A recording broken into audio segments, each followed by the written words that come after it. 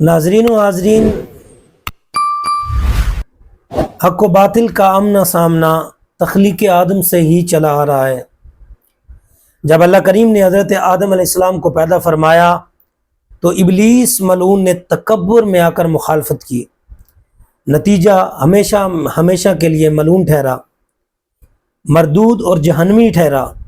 حضرت آدم علیہ السلام کے دنیا میں تشریف لانے سے آج تک ہزاروں ایسے محاذ ہوئے جن میں نظریاتی، فکری اور عملی طور پر حق و باطل ایک دوسرے کے آمنے سامنے ہوئے۔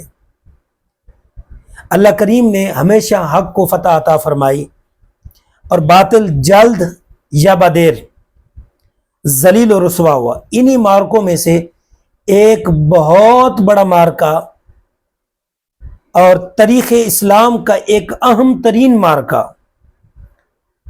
میدان کربلا کا ہے۔ یہ مارکہ حق و باطل کا ایسا مارکہ ہے، تب سے آج تک کے لیے حق کے لیے حسینیت اور باطل کے لیے یزیدیت کا نام گونجتا چلا آ رہا ہے۔ تو ناظرین کرام، واقعہ کربلا سے ہمیں کیا سبق حاصل ہوتا ہے کہ ہر سال ہم صرف اور صرف محرم الحرام کو آ کر تذکرہ کر کے بس ختم کر دیں؟ نہیں، ہمیں امام علی مقام کی سیرت و کردار اور اس واقعہ کربلا سے کچھ سبق حاصل ہوتے ہیں کہ اتنی بڑی جو قربانی دی گئی ہے، اس کے پیچھے درس کیا ہے۔ آئیے چند نکات کے اندر میں اسے بیان کرتا ہوں، سماعت فرمائیے اور اللہ سے دعا کیجیے اللہ عمل کی توفیق دے۔ خدمت دین اور دعوت دین میں کبھی بھی پس و پیش کا شکار نہ ہو، بلکہ جب بھی موقع میسر آئے دین کے نام پر چل پڑنا۔ اسی طرح دین کی حفاظت میں اپنے احباب، گھر بار، بلکہ اپنی جان بھی راہ خدا میں نذرانہ کرنا پڑے تو جان دینے سے بھی گریز نہ کی جائے۔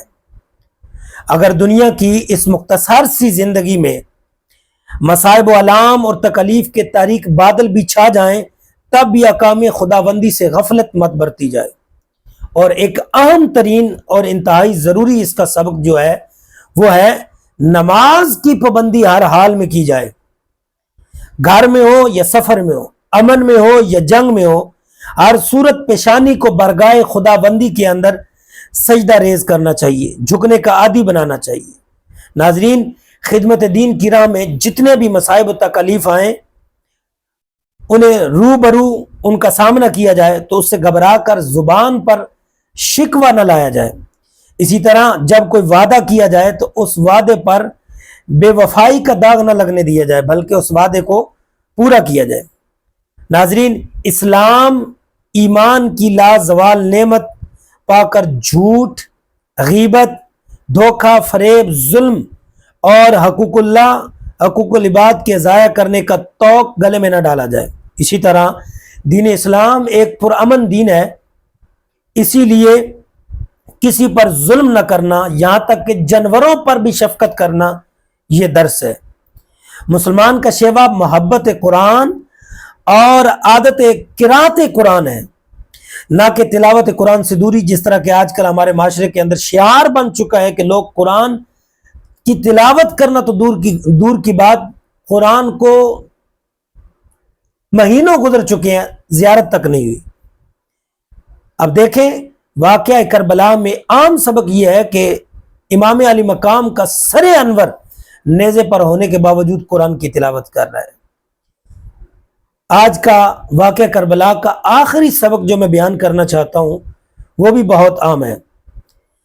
خواتین کے حوالے سے ایک انتہائی اہم پیغام ہے واقعہ کربلا کے اندر کہ مصائب و علام کے پہاڑی کیوں نہ ٹوٹ پڑے، پھر بھی نووا، وویلا اور کوئی غیر شرعی عمل نہ کیا جائے، بلکہ مستورات خاندان نبوت کے غم اور طرز عمل کو پیش نظر رکھنا کہ ان ہستیوں نے یہ سارا واقعہ اپنی آنکھوں سے دیکھا، ظلم و ستم دیکھ کے پھر بھی انہوں نے نہ نووا کیا، نہ وویلا کیا، نہ ہی سینہ کوبی کی، نہ بال بخیرے، نہ ہی بے پردگی کا مظاہرہ کیا، بلکہ صبر کا دامن تھامے رکھا اور اللہ تعالیٰ کی مرضی کو قبول کرتے ہوئے خاموش صدائیں بلند کی۔